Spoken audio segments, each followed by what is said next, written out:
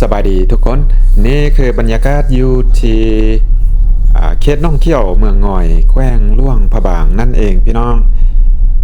แต่ว่าตอนนี้อุ่นใจอยู่เบื้องฝากบ้านศพหุ่นเห็นป้ายสีฟ้าอยู่ทางหน้านั่นบอกพี่น้องนั่นก็คือป้ายบ้านศพหุ่นนั่นเองเป็นอีกฝากหนึ่งกงกันข้ามกับบ้านน่องเที่ยวถ้าข้ามน้ำอู่ไปอยู่ทางหน้าพวกเราจะมีแม่น้ำอู่ข้ามขั้วไปฝั่งนั้นก็คือบ้านน่องเที่ยวเดี๋ยวสำหรับวิดีโอนี้อุ่นใจจะพาขี่รถเลาะชมบรรยากาศไปตามทางเส้นนี้แล้วก็ไปข้ามขั้วไปอีกฝั่งเพื่อจะไปเลาะเบิ้งบ้านน่องเที่ยวนั่นเองไปเบิ้งว่าช่วงนี้จะเป็นจังไดมีนักท่องเที่ยวไล่บ่บรรยากาศงามแน่นอนพี่น้องเพราะว่าเขตน่องเที่ยวนี้หลักๆก็คือภูผาป่าไม้ธรรมชาติอย่างสวยสดงดงามเมื่อนี้อากาศดีตอนนี้ก็คือยักว่าสวยเดี๋ยวแล้วเนาะตอนสวยแบบนี้อากาศก็เย็นสบายเนาะถึงว่าจะมีแดดแต่ก็เย็นสบายถ้าเป็นช่วงเช้าคือเมื่อเช้านี้หมอกไล่เลยหมอกเต็มพี่น้องแล้วก็หนาวอีกเนาะบ่แม่นเย็นสบายเป็นหนาวเลย ตอนนี้อุณหภูมิก็อยู่ที่ประมาณ21-22องศาเซลเซียสตอนเช้าก่อนตะเวนจะขึ้นท่านอยู่ที่ประมาณ12-13องศาเซลเซียสนะถือว่าหนาวเลยล่ะพี่น้องส่วนว่าทางเส้นนี้ก็เป็นเส้นทางล่วงแห่งชาติอีกเส้นหนึ่งเนาะเป็นเส้นทางเลขที่14ที่ว่าเสื่อมจากเส้นทางเลขที่13อยู่ที่ปากหม่องผ่านเขตนี้ไปก็ไปเสื่อมใส่เส้นทางเลข6ที่ว่าเข้าไปทางเมืองสำเนื้อแขวงหัวพัน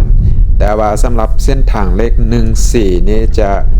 แยกออกไปทางแขวงเสียงขว้างก็คือไปเสื่อมใส่เส้นทางเลข7อยู่ที่เมืองคำนั่นเองพี่น้องก็เป็นเส้นทางสายหนึ่งที่ว่าเงียบยาวเลยเนาะพี่น้องเนาะแต่ว่าได้ข่าวว่าช่วงหนึ่งนะช่วงโดยเฉพาะช่วงตั้งแต่ช่วงฤดูฝนผ่านมาทางเส้นนี้มีจุดเปเพหลายบอนการเดินทางก็อาจจะยากได้ละนึงแต่ว่าบ่แน่ใจตอนนี้เพิ่นปรับปรุงดีหลายแล้วบ่หรือว่าเป็นจังได๋เพราะว่าอุ่นใจก็บ่ได้เดินทางไปทางนี้โดนพอสมควรละแต่ว่าในอนาคตอาจจะมีแผนไปอยู่นะพี่น้องเนาะวันนั้นเราจึงไปเบิ่งนำกันเบิ่งบรรยากาศไปนำกันพี่น้องเริ่มเห็นนักท่องเที่ยวต่างประเทศหรือว่าฝรั่งนั่นเองย่างเลาะชมบรรยากาศเขตนี้ฝนน่าจะตกบ่พี่น้องส่องข้างทางอย่างเปียกอยู่หน่อยนึงเนาะ 2-3 วันก่อนนี้ได้ยินว่ามีฝนลงมาหน่อยนึงเนาะเขตนี้ก็เลยว่าเฮ็ดให้ขี้ดินเขตนี้ยังเปียกอยู่หรือว่าเป็นหมอกซื่อๆบ่ตอนเช้านี้หมอกไล่อากาศเย็นสบายโอ้ยพี่น้องถึงว่าจะแดดแห้งเนาะยามนี้มาประจนภัยไปย่างป่าหรือว่าปีนภูปีนผ้าโอ้ยถือว่าเหมาะสมเลยแหละพี่น้องเพราะว่าเขตเมืองง่อยหรือว่าเขตน่องเที่ยวนี่ก็มีจุดชมวิวหลายจุดหลายบอนที่ว่าสามารถย่างขึ้นไปถึงภูเพื่อเบิ่งวิวเบิ่งบรรยากาศตาเวนขึ้นตาเวนตกดินหรือว่าไปเบิ่งทะเลหมอกตอนเช้าก็งามเช่นกันส่วนใหญ่กิจกรรมต่างๆก็จะเป็นแบบออกประจนภัยนั่นนึงเนาะไปทางธรรมชาติแล้วก็วิถีชีวิตบ้านต่างๆโดยเฉพาะเรียบตามล่องน้ำอู่ก็มีหลายบ้านอยู่ที่น่าสนใจหรือว่าจะขึ้นไปเมืองง่อยเก่าพี่น้องก็มีบ้านพักห้านอาหารโรงแรมเนาะที่สามารถไปนอนค้างคืนได้แล้วก็ย่างไปเขตบ้านนาบ้านห้วยบ่อห้วยแซ่นเนาะมีหลายบ้านที่ว่าน่าสนใจที่ว่ายังรักษาวิถีชีวิตแบบดั้งเดิมได้ดีพอสมควรนะก็น่าสนใจตอนนี้อุ่นใจก็เข้ามาเขตในบ้านศพหุ่นฝั่งนี้ก็คือบ้านศพหุ่นเขตนี้ก็จะมีบ้านพักห้านอาหารหลายเลยแหละอยู่ฝั่งนี้พี่น้องเพราะว่านักท่องเที่ยวโดยเฉพาะแนวช่วงนี้เนาะมีนักท่องเที่ยวหลายอยู่ก็จะมีนักท่องเที่ยวส่วนใหญ่ก็จะเป็นนักท่องเที่ยวแบบเป้กระเป๋าเนาะนักท่องเที่ยวยุโรปนั่นแหละฝรั่งเป้กระเป๋านักท่องเที่ยวเป็นแบ็คแพคเกอร์เนาะ จญภัยนักท่องเที่ยวจีนบ่มาฮอดพี่น้องหลักๆนักท่องเที่ยวจีนจะไปตามสายเส้นทางรถไฟเนาะคือล่วงพะบางบางเวียงนครหลวงเวียงจันทน์จะมีนักท่องเที่ยวจีนไล่ตอนนี้ก็มาฮอดขั้วข้ามน้ำอูก็ถือว่าเป็นแม่น้ำสายหนึ่งที่ว่ายาวสุดอยู่ในประเทศลาวละสายน้ำอูข้ามไปฟากนั้นก็เป็นบ้านน้องเขี้ยวเลยล่ะพี่น้องบรรยากาศดีจุดขั้วนี้ก็เป็นจุดเช็คอินจุดหนึ่งเนาะที่ว่านักท่องเที่ยวเพราะว่าไผกะยามาน้องเขี้ยวนี่ก็จะมาแวะถ่ายรูปอยู่จุดขั้วนี่แหละพี่น้องเป็นไฮไลท์ของน้องเขี้ยวนี่แหละเนาะแม่น้ำอูซวงนี่ก็น้ำเศร้าดีพี่น้องกิจกรรมขี่เหือขึ้นน้ำอูไปเมืองงอยเก้าก็กำลังเป็นที่นิยมนะตอนนี้อุ่นใจข้ามมาฟากเบื้องน้องเขี้ยวล่ะพี่น้องน้องเขี้ยวบ้านน้องเขี้ยวเดี๋ยวอุ่นใจจะพาขี่อ้อมเบิ่งในบ้านน้องเขี้ยวไปเบิ่งไปชมนำกันพี่น้องอุ่นใจขี่มาเส้นทางนี้ถือว่าคันไปตามนี่ก็ถือว่ากลับไปที่ทางล่วงพะบางแล้วเนาะกลับไปที่ไปผ่านเขตเมืองน้ำบากแล้วก็ไปเสื่อมใส่เส้นทางเลขที่13อยู่ปากหมองก็คือจุดแยกที่ว่าขึ้นไปทางอุดมไซแล้วก็ไปล่วงพะบางพี่น้องเป็นเส้นทางล่วงแห่งศาสตร์เลขที่13เหนือก็บ่ไกลจากนี่เนาะน่าจะประมาณ30กิโลเมตรอ่อนๆเนาะออกจากนี้ไป5ปากหมองพี่น้องแล้วก็ออกจากน้องเขี้ยวไป5ล่วงพะบางนี่ก็จะอยู่ประมาณ141กิโลเมตรนี่แหละทางช่วงนี้ที่ว่าอุ่นใจมา 2-3 วันก่อนขึ้นมาจากล่วงพะบางทางบ่ยักดีปานใดพี่น้องเป็นคุ้มเป็นบ่อลายพอสมควรใช้เวลาไปเกือบ4-5 ชั่วโมงเนาะออกจากล่วงพะบางขึ้นมาน้องเขี้ยวอุ่นใจบ่ได้รีวิวบ่ได้ถ่ายนะมีแต่บัสสิกลับไปล่วงพะบางสิพยายามถ่ายบรรยากาศตามทางจากน้องเขี้ยวกลับไปล่วงพะบางให้ทานผู้ชมได้เบิ่งได้ชมนำกันพี่น้องตอนนี้ก็ขี่ล่องมาเรื่อยๆเกือบว่าฮอดจุดที่ว่าบ่แน่ใจว่าเป็นทางหัวหรือว่าทางห้างบ้านพี่น้อง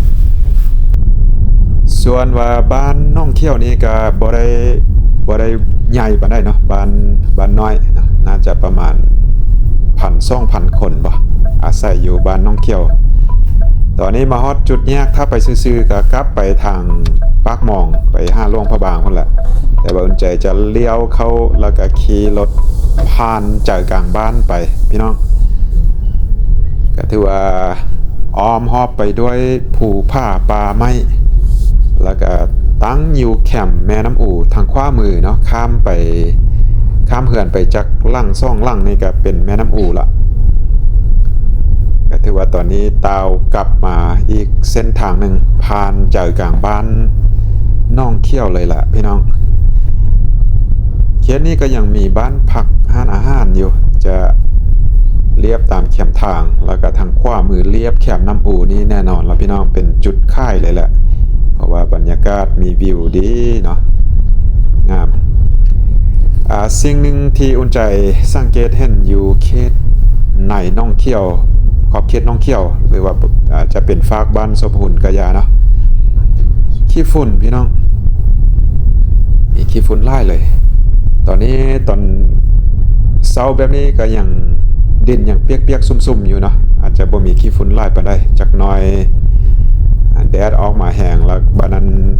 ทางแห้งรถแล่นไล่นี่ป้าถ้าพี่น้องขี้ฝุ่นกุบเลยออกจากนี้ไปเริ่มมีบ้านพักอาหารหลายเลยล่ะแต่ส่วนใหญ่ก็จะอยู่ใกล้ๆกับขอบเขตแคมป์น้ำอูแล้วก็อยู่ส้นขั้วซ่องฝากที่ว่าหลายเลยล่ะบนอยู่บนกินบนนอนนักท่องเที่ยวอยู่ตามทางที่ว่าผ่านมานี่บ่เห็นหลายปานใดน่าจะเป็นแหล่งๆพุ่นแหละพี่น้องเพราะว่าตอน เช้าตอนช่วยแบบนี้เพิ่นน่าจะออกไปเฮ็ดกิจกรรมเนาะอยู่ทางนอกพุ่นหมดพี่น้องเข้าป่าเข้าภูเนาะไปเที่ยวหมู่บ้านต่างๆเท่าที่สังเกตก็เห็นบ้านเห็นห้านอาหารบ่ว่าจะเป็นบริษัทท่องเที่ยวต่างๆถือว่าเพิ่มขึ้นหลายพอสมควรพี่น้องเทียบใส่ปีกายเนาะก็คือปีกายบุญใจมาก็หลายเทื่ออยู่ปีนี้ก็มาหลายเทื่ออยู่แต่ว่าบ่ได้รีวิวบ่ได้สังเกตแบบละเอียดเนาะก็ถือว่าสิ่งใหม่ๆเกิดขึ้นมาหลายล่ะพี่น้องแต่ว่านักท่องเที่ยวนี่รู้สึกว่า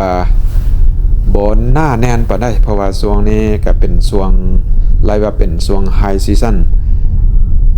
นักท่องเที่ยวอาจจะหลายกว่านี้แต่ว่าเบิ่งแล้วบ่หลายปานใดแต่บางทีก็บ่แน่เนาะอาจจะถึกช่วงที่ว่า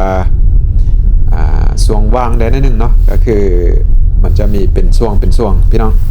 บางครั้งนี้จนบ่มีห้องนอนพุ่นแหละแต่บางครั้งนี้ก็ไล่บอลก็ว่างพร้อมกันเนาะตาม2-3 มื้อหรือว่าอาทิตย์นึงบ่ประมาณนี้จะมาเป็นช่วงจะขึ้นไปเรื่อยๆพี่น้องจะขึ้นไปตามทางนี้เรื่อยๆจนไปจอดใส่ทางที่เฮาอ้อมมาเมื่อกี้นี้ก็คืออยู่ส้นขั้วนะส้นขั้วข้ามน้ำอู่เบิ่งกันไปยาวไปพี่น้องเลี้ยวไปทางได้ก็เป็นแต่ผู้แต่ผ้า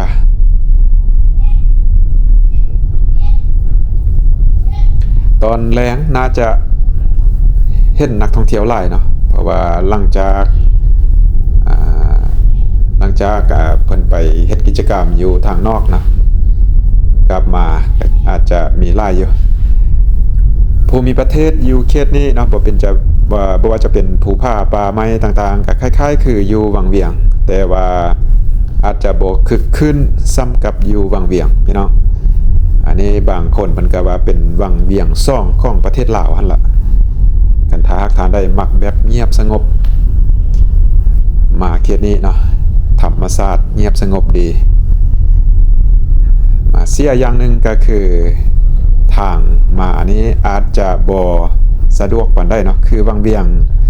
ท่านสามารถขี่รถไฟบ่ว่าจากหลวงพระบางหรือว่าจากนครหลวงอีจันทน์สามารถขี่รถผ่านทางด่วนได้แล้วก็มาทางรถไฟได้แบบง่ายๆเลยแต่ว่ามาน้องเขี้ยวนี้ก็คือมีอยู่ทางเดียวได้ขี่รถมา